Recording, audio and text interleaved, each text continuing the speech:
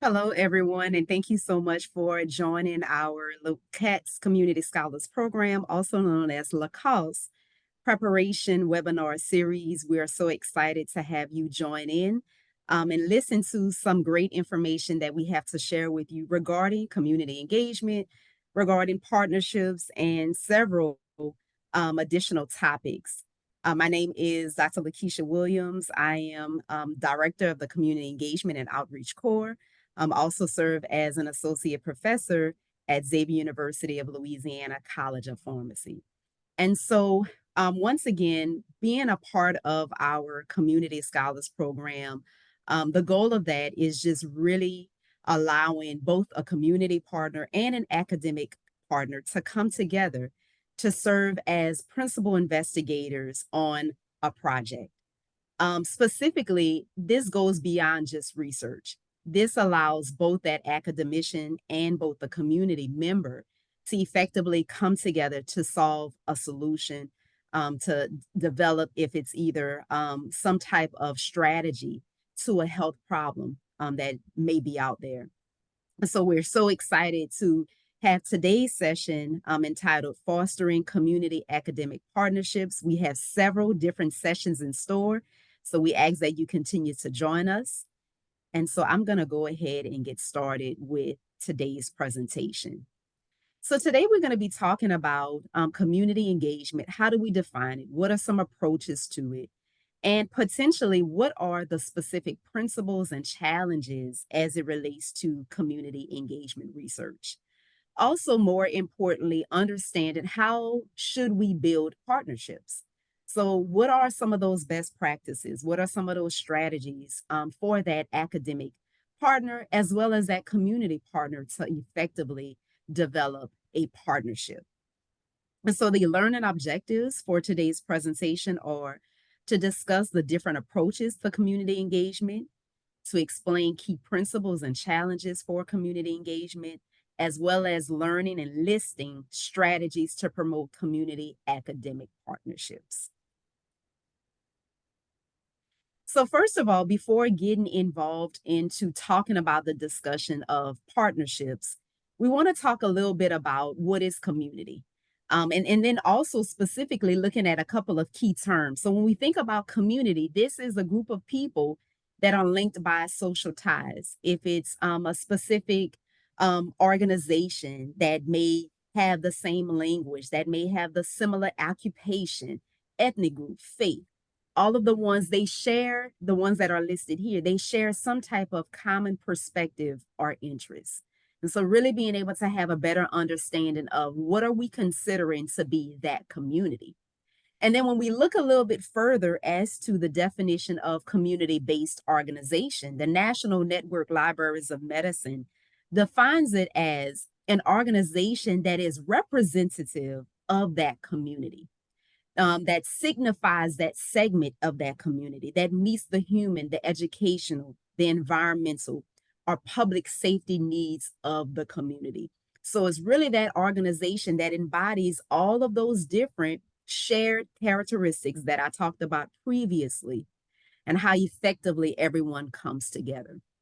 What we're going to be talking a lot about today, and you're going to hear community engaged research, understanding the difference between community engaged research, community based participatory research. But today's focus is really going to be focusing on what is really community engaged research. And sometimes you'll hear various topics, but really being able to have a better understanding of what it entails. And so that is, what is that cooperative approach that includes those partnerships, those collaborations among the researchers and among the community organizations and those agencies. And so, what's important about community engaged research is that each person, each entity, whether that's a researcher, whether that's a community organization, is able to learn from each other.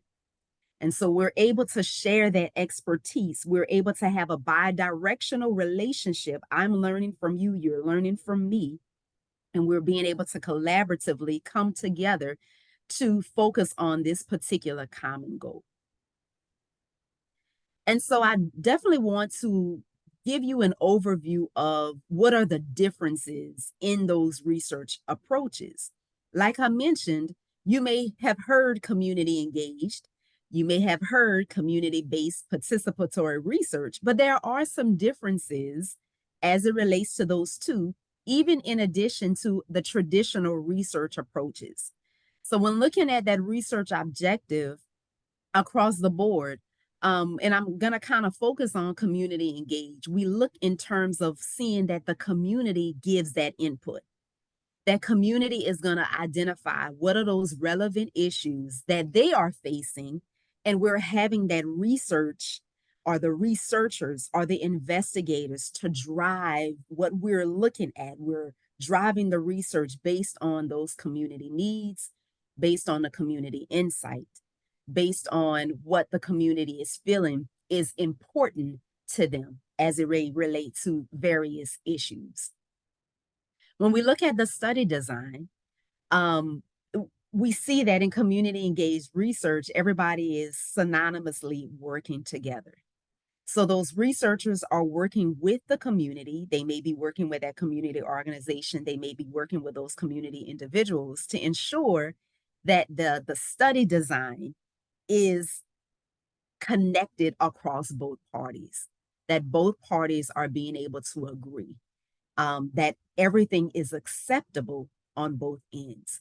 And the difference when we look at CBPR is that that community is involved. They're intimately involved, but they may not necessarily provide as much insight and they may not provide as much engagement. And so that's the difference of community engaged, is that definitely those community members they have a seat at the table. And so they are involved from the beginning of the development of this project, from the initial stages of having an idea to being able to moving forward. And please feel free at any time, you can go ahead and put any of the questions that you may have in the chat. And so we'll go ahead and answer those a little bit later on throughout the presentation. When we look at recruitment, retention, specifically for community engaged, the researchers consult with the community representatives on the recruitment and the retention strategies. So it's not whereas the researcher is coming on the back end, they've already developed the topic, they've already developed the research, they've already developed their strategy of recruitment. That doesn't happen in community engaged research. The goal is that the researcher is coming to that community from the very beginning, before they even think about how they are going to recruit any individuals. And so the community is involved. The community gives that insight. The community is really being able to tell the researcher, this is what's going to be important. These are the necessary steps of how you should recruit. This is something that we may not feel comfortable with. So they're going to have that level of trust. They're going to have that level of transparency. And so we're going to talk a little bit about those coming up as well. We see instrument designs, like I said, specifically when we think about community engaged research, the community is involved. And so they're very, very involved throughout this entire process, from recruitment all the way to data collection. Also, what's very important is that the academic researchers, once that project has started, they're keeping in constant conversation with the community on what is happening. They're making sure that the community is aware of the various steps that are happening within that research. They are having understanding of those results. So that researcher is sharing those results of that information. And this is very, very important, especially when we look at community engaged research, because a lot of times the community they want to know the results. They want to know how it's affecting their community. They want to know what are the next steps that are involved as it relates to what has been found within that particular project, which comes into the dissemination. And so this is very, very important to making sure that we are having community members, those organizations that have been involved, also involved in the writing process of the dissemination of this research. So oftentimes they are serving as the co-authors, they are serving as the lead authors on specific papers. And so everybody is collectively coming together to be able to have that jointed seat at the table. So these are going to be some of those differences as it relates to community engaged research versus community-based participatory research. And so, like I mentioned, one of the things that's very, very important, and I want to kind of look at this degree of community involvement. When we think about community engaged research, when we sometimes you may hear about community-based participatory research, you've probably also heard about community-based research, practice-based research, community-driven research. These are all different um, titles. But specifically, when we look at community engaged research, it incorporates different levels of community engagement. If we're looking at something that's more of an less intensive, we have the community assisting in the steps of that researcher design study. So, like I mentioned, the community is involved from the recruitment aspect. They're giving the researcher insight on what are the necessary steps, who are the potential organizations that may be involved, what are the organizations that may have some more insight or passion about this particular topic.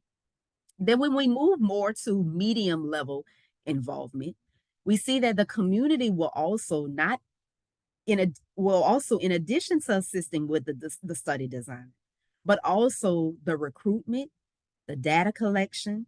They're also providing some feedback on that study design and those findings. And then that community partner is now acting as a subcontractor within a defined set of responsibilities. And so we're not going to get a little bit as involved in talking about subcontracting into this presentation, but we will have that information in store into future presentations because we know the importance of making sure of our community being compensated for their time. So with that being said, that community organization or that community individual is now serving as that subcontractor, and they're including on that budget, and they're made sure that they're including as an important aspect of the funding to contribute back to their time, to their insight, and so they are compensated accordingly. When we look at the last level, which is involving that community on a more intensive level, we're seeing that the community is fully collaborating in all aspects of the research. They are developing the study question. They are coming to the community advisory board with the topic, with the idea, and the researcher is coming to that community advisory board with the research, with the topic, with the idea. And in that community advisory board, those community members are being able to give insight. Oh, well, maybe that's not going to work for our community. Maybe this is a way that it's going to, be able to help our community. They will give all of that insight. They'll give the necessary feedback of what's going to be important in the success of this project.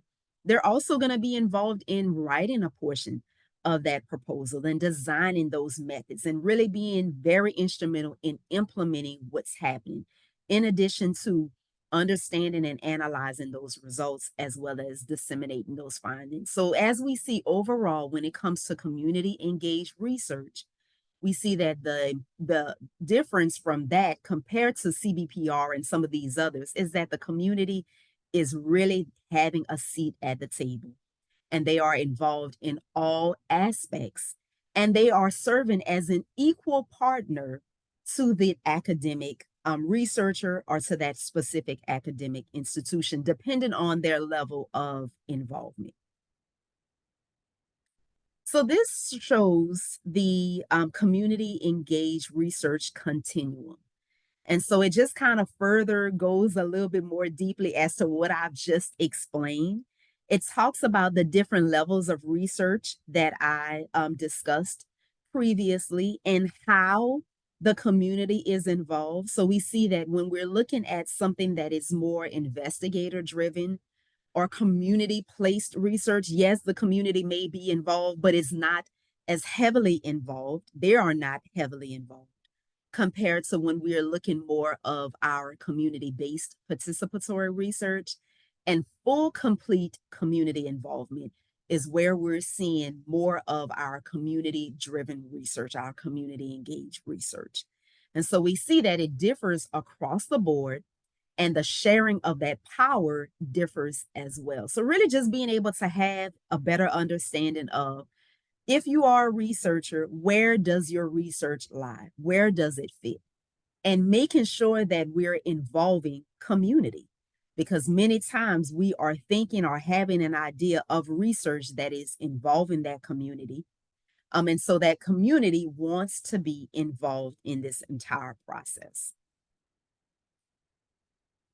So specifically, be thinking, well, what are the principles of community engaged research? And so I want to kind of talk a little bit more specifically about those principles. And so, of course, it is successful. There has to be mutual respect. There has to be equity in the partnership. There has to be transparency and a strong communication commitment. And this is very, very important when we look at community engaged research. We're going to talk a little bit more deeply about it. These are the pillars of what's important. For example, if I'm having an idea of, doing research in hypertension, and so if I specifically know that I am involving the community and I'm involving those individuals and I'm looking to try to make sure that I'm coming up with strategies and solutions to decrease adherence within this particular population, in order for me to have a successful component, a successful research project, I have to make sure that I am including community. And I want to make sure that that community is involved at the very conception of that idea from the very, very beginning, and making sure that we are able to collectively come together equally and having that equity within this partnership and being transparent and being honest and open and upfront. And that's one of the hallmarks of when we look at community engaged research. And that's what's very, very important with community, is that they're going to tell you, be transparent. Oftentimes, these partnerships are very fulfilling, and oftentimes it takes time. It takes time to develop that partnership. It takes time to be able to build that trust. This is not something that could potentially happen overnight. Sometimes it may take years in being able to develop trust within partnership, within community.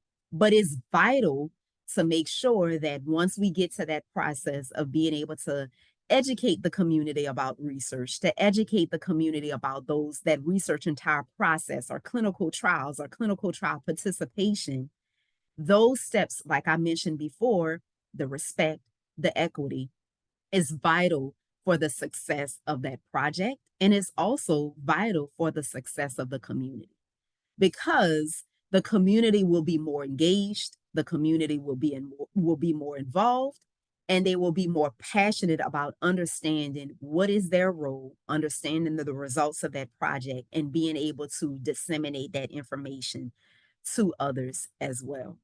So some additional principles when we think about community engaged research: recognizing and building on the strengths of those community organizations and individuals to address those community issues. So if we're thinking about involving specific community organizations, what is their mission? What are their values? What is their vision?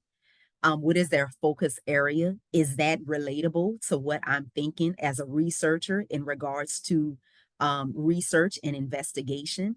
On the flip side, for my community members and individuals, if you're thinking, you're saying, hey, I want to find out more resources about this particular topic. I want to find more resources about getting involved in research. And so this is where it's very important to make sure that that community member, you as a community member, is able to collectively come to that researcher to inform them of those issues that are occurring in the community. And in that way, that research could be driven by those community issues. And so specifically, some additional principles I mentioned: respect, cooperation, collaboration. And these are very, very important, because with that respect, with that cooperation, with that collaboration comes trust. And that's what's very, very important, is that that trust is built with the community. We definitely want to make sure that, especially when it comes to looking at research, this is a sensitive topic. And so we want to be able to respect the wishes of the community. We want to be able to respect their desires. We want to be able to hear their insight. And we want to be able to go to them and be able to identify and let them know the importance of the research. But it takes cooperation and it takes collaboration. And it's important to make sure that that relationship is not just built on a one-time sense, that is built continuous, and that it is long-standing and is long-term. And that's what's very important coming from the community as well, is that they love the fact of researchers being able to engage them, and they love the fact of researchers being able to provide the results of what that research has found.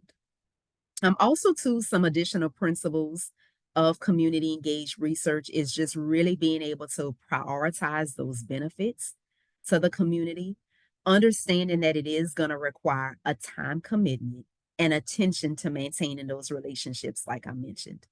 Also, too, understanding that we're going to be learning from each other, so co-learning, and it also takes capacity building among partners. Sometimes community organizations may not have the capacity building for research. They may not have the staff that's needed to be able to conduct recruitment or data collection or anything of that sort. So really being able to collectively figure out how can we increase those resources for the community, how can we be able to pour back into the community and educate them as it relates to those specific processes. And so, with that, combining knowledge with action. So, how can I be able to, as a researcher, share that experience to the community? As a community member, how can I be able to provide that information, expertise, those insights to the researchers as well? So, it is that bi directional. And then lastly, looking at researchers and community partners negotiating a term of engagement. So this is when we look at in terms of what we call a memorandum of agreement or understanding. And so it's really being able to sit at the table and say, hey, these are the expectations of both parties. These are the roles. These are going to be the responsibilities. This is the monetary support. This is the compensation that's going to be provided, and really being able to come to some agreement and understanding in terms of the amount of compensation for the time of the community partners. Also, it lays out the activities and the outcomes that will occur, as well as data ownership and dissemination of the research results. So this is very, very important to really be able to develop this memorandum of agreement or understanding, having those community members or community organizations listed as a subcontract, a consultant, whatever it may be. More so, a subcontract allows them to have a bigger role. And so that way we're able to sit at the table and have a conversation, more agree and understand as it relates to the partnership that is going to be developed. So, what are some of those challenges in community engaged research? When we look at anything, whereas we have different partners coming together, sometimes there may be some potential challenges. And so, although the goal is that we are trying to make sure that we're having that equal collaboration, that we're having that true partnership, there may be some tension that may exist. And so when we look at one of the first ones, unequal distribution of power and control of funds, sometimes, especially if those funds are going to that academic institution that is driving that research, being able to realistically and I would say agreeably compensate the community organization appropriately for their time and for the information that's going to be given. It's very, very important. And I'm seeing this now, especially being mandated by NIH, the importance of community involvement, the importance of community compensation, the importance of community being able to sit at the table. So making sure that enough funding is provided to those community organizations to provide them with the necessary activities that are going to be implemented. And so this is very, very important when we look at even some of the other things. I know sometimes, depending on that particular grant or whatever it may be, when we look at academic institutions, certain indirect costs are already implemented within that particular budget, which may sometimes decrease the overall funding that could be allocated to community or to other entities. So just being very frank and very transparent and very open about what that is, but coming up with solutions and strategies also. So for my academicians out there, for my researchers out there, having a conversation with your Office of Research and Sponsored Program, your SPA, whoever it may be, to have a conversation of how can I be able to allocate more funding to the community so that they are compensated accordingly. And this is very, very important because we know that sometimes our community organizations may not have the infrastructure, they may not have the capacity building resources, but we want to make sure that we are helping them to build those infrastructures that is going to support that research. And overall, that will continue to allow them to be able to reach that that research building capacity. Another challenge that we may find is just differences in education, income level, access to information, perception. And this is very, very important because and also too, what's key is that regardless of the role that each person is playing, that we are able to come down to a level of education, a level of communication where both parties are able to understand. So even for instance, I'm a clinical pharmacist by trade. When I'm in the clinic and I'm having a conversation with my patients, I don't want to give any type of medical jargon because my patients may not understand this information. They may not be able to go home. They may not understand what the definition of hypertension. They may not understand diabetes. But if I come down and they understand sugar, they understand glucose, they understand certain levels of vocabulary that are on a lower grade level, then it helps to be able to open that line of communication. The same way we may have that conversation, or I may have that conversation in the clinic, is the same way that I would have that conversation with community as it relates to research, so that the community is able to understand what is going on, what is the meaning of these different terminologies or vocabulary or issues, really being able to have an understanding of how they can relate the information that I am conducting the research to real life situations. And that's how we're able to finally be able to come to some type of agreement of being able to decrease the disparities of what we're seeing. And that's the goal. And so we definitely want to be able to really have a lower line of communication vocabulary when we're having these conversations and being able to understand and learn from each other at the same time. Some additional challenges, like I mentioned earlier, trust is very, very important. Um, I cannot stress the how great the importance of trust is. Very, very important. If we break the trust of our community, we will not be able to have their buy-in. We will not be able to have their involvement. We will not be able to continue further projects. And so it's very, very important that we understand where is the community coming from, understanding the sensitivity of what occurs, being able to communicate effectively and address those barriers, address those challenges.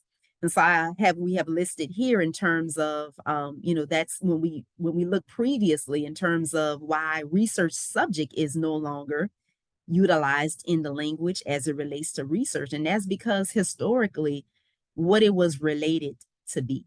And so that's why more lately the term participant is viewed as a more respectful term. And so just really being able to build that trust with the community and having that understanding.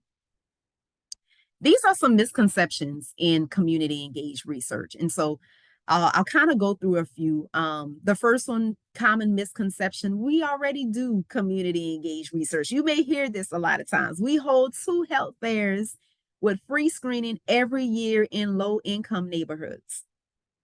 And so clarifying that is that yes, the health fairs, they're providing information, they're providing screenings, It's serving as community outreach. However, when we look specifically at community engaged research, those researchers are engaging with the community members. They're trying to understand what are those health concerns. They're trying to understand what are those needs. They're coming collaboratively to work together to address them. And so that researcher may be very well right there in terms of being able to have a conversation that goes beyond the research. And so, even past the data collection, they are able to provide education. They are able to provide resources to the community that goes beyond those specific steps as well. We also see, in terms of some common misconceptions of community engaged research, my research is strictly quantitative. So, I can't use community engaged research, and that's not necessarily the case. It's not an approach to research, it's not a research method. It's stating that the community organizations can be involved in research that uses both quantitative and qualitative. So we're using potentially this survey data, we're using all of that information collectively, but at the same time, we're using the comments from the community. We're using specifically what the community is saying, word for word, and being able to collectively utilize that information to come up with some type of strategy or solution to improve overall health outcomes. Another thing is that first we need to design our study, write the proposal to get the research. A lot of times we hear this happens often, time and time again. And what's important with community engaged research is that no, those steps don't come first, that you go to the community, that the community is involved at the very beginning. You have not even designed your study, you have not written the proposal, you are bringing the community, you are going to the community to gain their insight on this particular topic to see if it's going to meet their specific health needs. And so they're involved from the very beginning. And so they're being able to give all of that input, their interest, their expertise as well.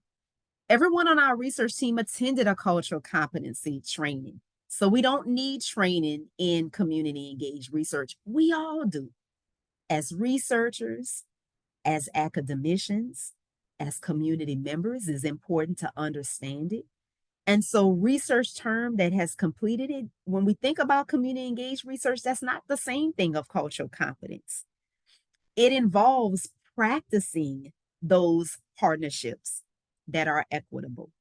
It involves practicing the collaboration with the community organizations. So I'm taking that knowledge and I'm actually moving now into action.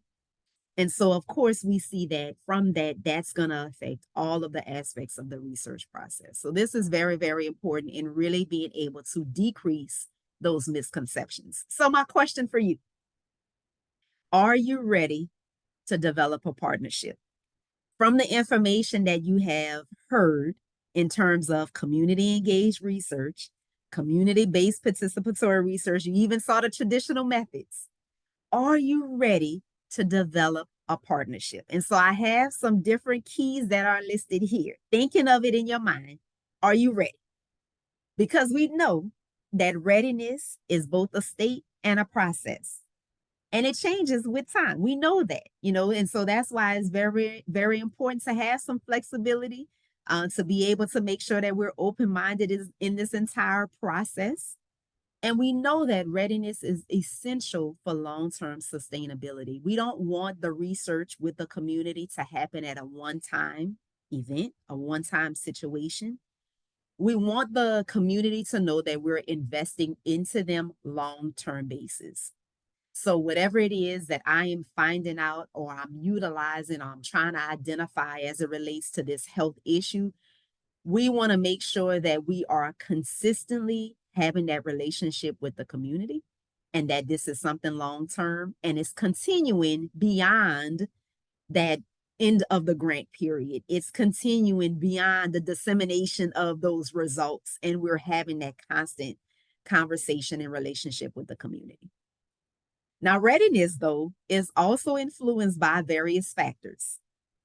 Are we a good fit? So am I thinking that what I'm doing, is that a great fit with this potential community partner, this community organization, whatever it may be? We also talked about capacity. I'm looking at the team. How many staff members are involved? If they don't necessarily have the staff members, how can I be able to provide some additional funding to assist in maybe them finding some staff members? So those are all different things that we want to consider, as well as operations. How does that community organization operate? Is it going to be beneficial to what I'm doing, maybe potentially as a researcher, and vice versa? So for my community organizations, thinking about the researcher, is that something that is of interest? Is it going to meet the needs of the community? And we see, and we're going to talk about this a little bit later when I show you this model, that all of those factors are contextual to the community as a whole, the organizations as entities, and the partnerships as an independent entity. So when we look at this and we see this awesome model, and this is coming from University of Medical University of South Carolina. They have just an awesome resources. Feel free to go on their website and identify some additional information. They have this model that talks about, are you ready to partner? And so really being able to have that understanding of, okay, what is our mutual interest, first of all? Is it a good fit? Are we able to share those values? Are we able to have this commitment? Are we able to mutually benefit from each other? And then being able to look at those capacity aspects as well as the operation aspects. So capacity, I talked about it in terms of the staff members, the leadership, inclusivity, making sure that we're having all of those different resources, and then looking at the operations. Are our goals similar? Are we able to be transparent and honest? Are we able to share that data across the board and making sure that we're having that communication? Are we able to have some type of conflict resolution? And are we sharing equal powers? So what is happening as it relates to that? Is that something that I, as a researcher, can do at this particular time? And that allows that knowledge base to see if we are ready for a partnership. Overall, what we see happens is that if all of these pieces are collectively working together, and I mentioned you're going to have some ups and downs, you may have some challenges, and that's okay as long as we're able to come to some type of resolution. What are the outcomes overall? How effective? And so we see that overall, we want to make sure that we're having that sustainability with the partnership, that we're continuing to grow, and then overall, most importantly, having that impact on the community. How are we able to improve those health outcomes? How are we able to decrease health disparities and overall achieve health equity? And so that's the overall goal of when we look at this readiness model. So I have a couple of strategies for you for successful partnerships. And we talked about this a little bit earlier, but I want to kind of expound upon it. And so successful partnerships are very, very important. When we're looking at community, we're looking at academicians, academic institutions collectively coming together. They both have an equal part. They're sitting at the table. It's going to require careful planning, communication, and collaboration. So just kind of remembering those aspects. And so I mentioned this before, really being able to invest this time. It's a commitment. It's not something that is overnight in regards to building those relationships. And it has to be built on trust and respect. And that's what's very, very important, making sure that that trust is developed between both parties. Secondly, what are our communication? Where does our communication stand? We want to make sure that we're having effective communication that is going to accommodate the preferences and the needs of all parties. So if we're thinking of this particular partnership between the community and the academic or the researcher, what are the needs of the community? What are their challenges? What are potentially their health issues? And at the same time, what are the needs of that researcher as it relates to research, as it relates to goals? whatever it may be. Making sure that everybody collectively is coming together to have that open line of communication and understanding that we're meeting the needs of both parties. The third one is shared decision making. So this is very, very important. Making sure that everybody is able to have those conversations. I talked to you a little bit earlier about when we think about ultimately community engaged research, the community member is involved in every process. And so we're able to share that insight across the board. The researcher is able to share expertise, they're able to share their knowledge, and the community is able to share their knowledge and expertise, and they're able to share their insight. So we have that shared decision that is happening across the board, which overall fosters, if you see in number 4, fosters that learning. So it fosters that bi-directional learning opportunity for both partners. It helps that expansion of that knowledge. It also expands opportunities as well. And then one thing also too, what's very, very important is just being able to remain open to feedback. It may not go completely how we planned it. It may not go exactly how we set it out to be. There may be um some conflict, but it's specifically how do we resolve the conflict, being able to be open to that feedback, being able to be flexible and maybe make some adjustments. And then that way we're able to come to some type of resolution, we're able to come to some type of agreement to develop those strategies and those solutions. And that's based on both parties. So, with that being said, it's important that we have resource allocation that is equitable, that is inclusive, that we're able to talk about those power differentials, that we're able to promote diversity, that we're able to just have a candid conversation about all of these specific topics. And then overall, once we're able to develop this successful partnership, once we're able to work through those challenges and we have developed that trust, we have developed this long-standing relationship, we can recognize and celebrate those achievements and celebrating those milestones reached. And this is very, very important. I have seen so much tremendous work coming from our LaCoSP scholars, and so they do, especially because we have that academic and that community partner, they have done some phenomenal work that has just been able to build long lasting relationships and additional opportunities. And so that's very important when we think about those strategies for a successful partnership. So I'm checking in again and asking, are we ready? And so before developing that partnership, and when you're in the process of having those ideas of how can I be engaged in community engaged research, how can I identify partnerships, how can I identify these community organizations, or I'm looking at these researchers, answer these series of questions. What is the health issue that you plan to address? Is it going to be effective for both parties? Is the community of interest? And so this is very, very important. Is the community interested in this health issue? And how do you know that? What have you done? Have you went to the community advisory board? Have you walked to that community organization and had a conversation with them face to face and being able to understand what they are facing that is outside potentially a researcher's research area of interest? So really being able to understand what they are facing, what are those challenges? Also to understanding what are the vision and the goals of that partnership? Where are we able to share those common goals? How are we able to share those similar values? And so that's very, very important.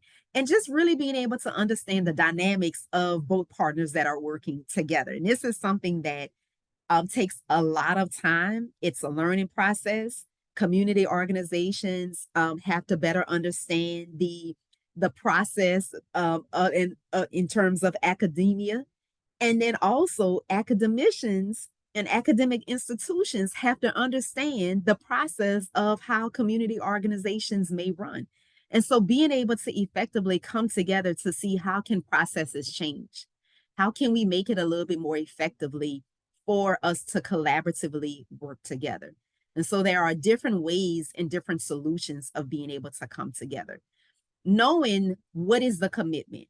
So really being able to understand the time commitment, the understanding, the project, all of those different things.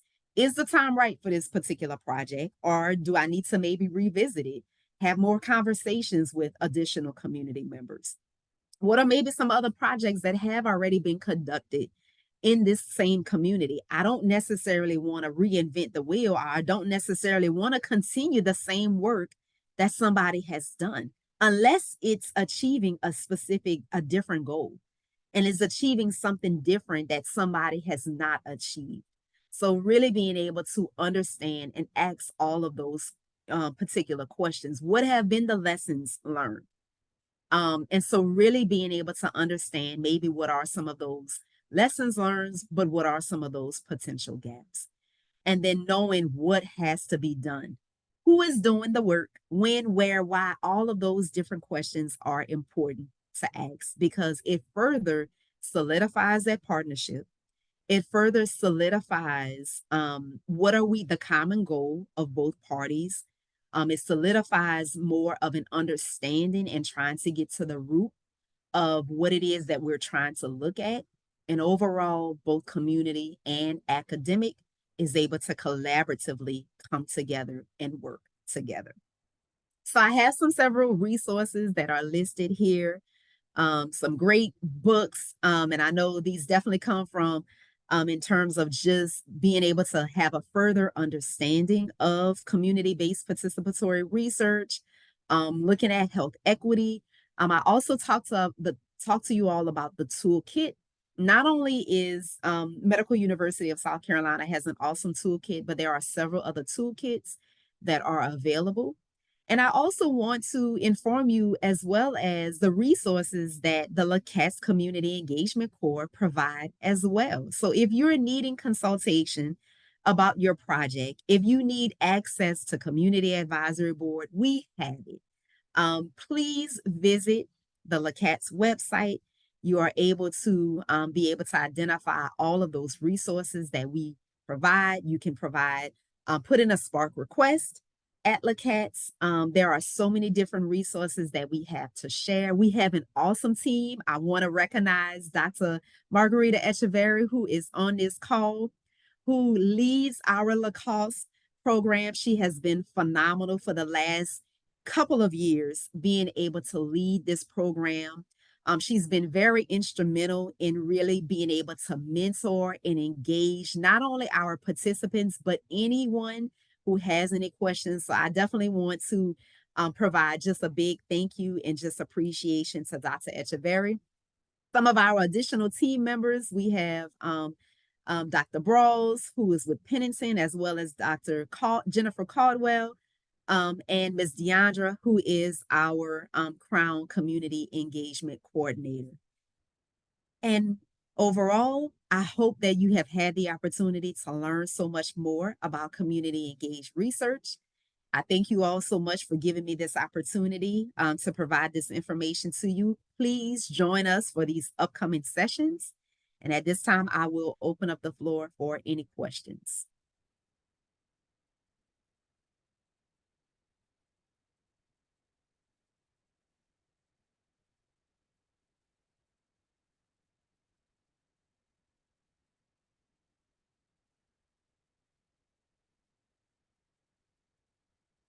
Dr. Henry?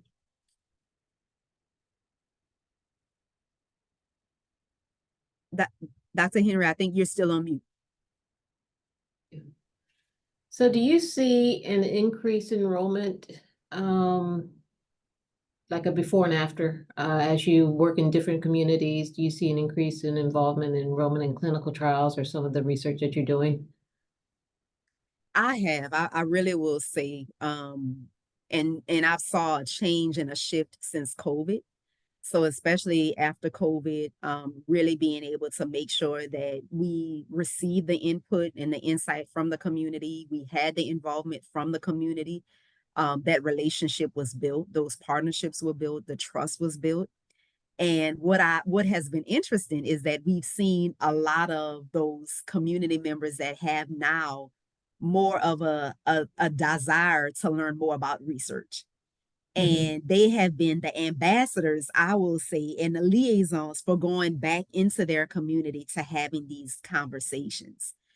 I think it has tremendously increased when we looked at COVID-19 specifically. We saw, especially our African American community, more participants being involved, especially when it came to the vaccine and being able to identify would this work. And so I personally, especially working with LaCaSP, working with LaCille, Louisiana Community Engagement Alliance, saw the increase in involvement in clinical trials, in research. That was one of the goals of that program in itself, was to educate the community more about research, being transparent. We're not trying to recruit.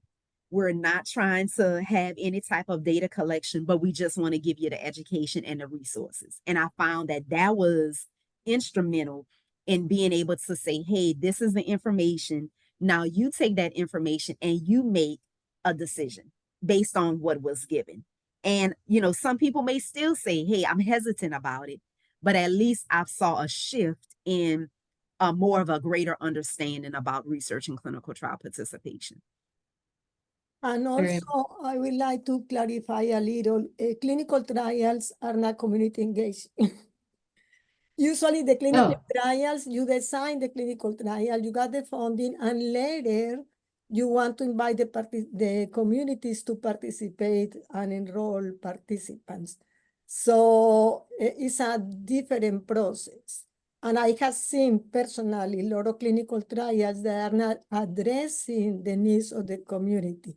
For example, all the documents are in English and the patients do not speak English.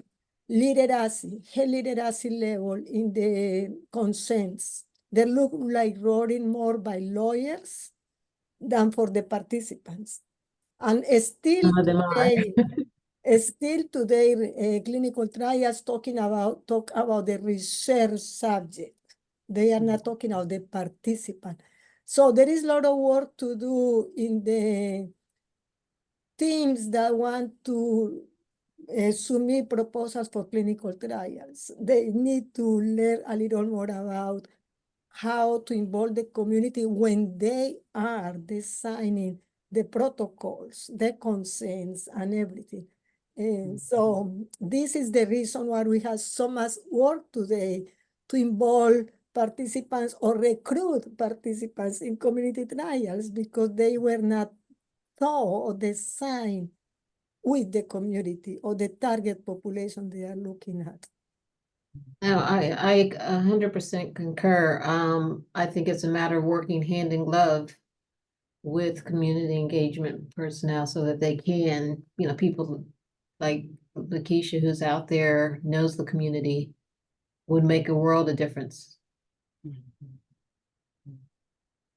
So, Yeah, and I agree. That was very, very important. And we're seeing now an increase in that, whereas a lot of the pharmaceutical companies mhm. are approaching and having these conversations and saying, hey, well, what are the insight that you are hearing from the community, as it relates to this? But like Dr. Echeverry mentioned, there's so much work that has to be done, because it's important to have these conversations before that trial is even developed. And I think Right. that would be key in making sure that if they go to the community first, understanding what it is, what are those barriers, what are the key concerns, all of that. And then that way, being able to develop it based on that, you can see some type of progress. May not ultimately be where we want it to be, but at least progress would be achieved. But I will say that that has increased also in terms of more pharmaceutical companies having conversations with us to find out about the insights from the community. What is the community saying as it relates to that? But like mentioning, we definitely still have a lot of work that needs to be done. Yeah, thank you. That helps a lot. Thank you. Any other questions?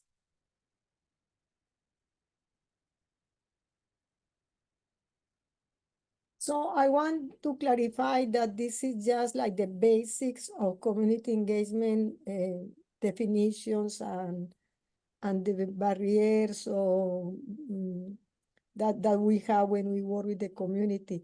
As part of this project or this LaCoSP program, we are developing retreats or symposiums that are more in person and are more practical, and when we are have community and academic members working together. So you're gonna receive invitations on those once we define the dates.